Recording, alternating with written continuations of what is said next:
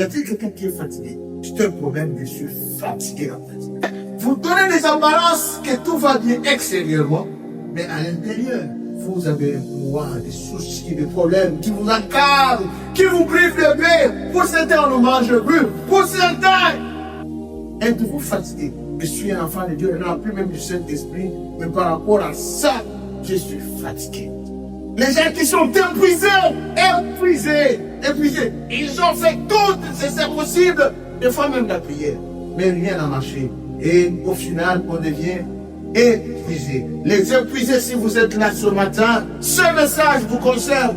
À force de subir la pression exercée sur les devient tellement une surcharge et ça devient des taureaux, les surchargés de problèmes. Êtes-vous là ce matin?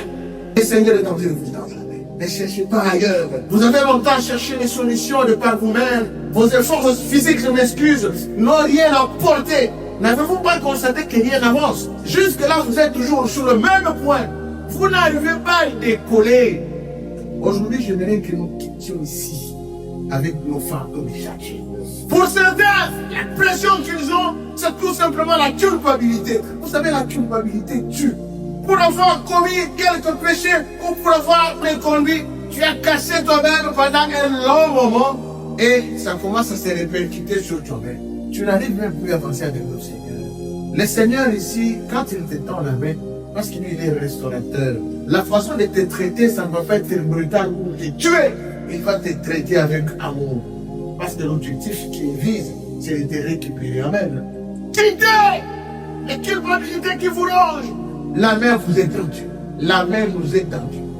Nous devons sortir aujourd'hui, libérés de toute inquiétude, libérés de poids de culpabilité, libérés de fardeaux qui pèsent sur nous, libérés de blessures passées. Il y a certaines personnes qui ont des blessures qui se sont entassées dans leur âme, une âme blessée. Et qui dirait blessée de guerre.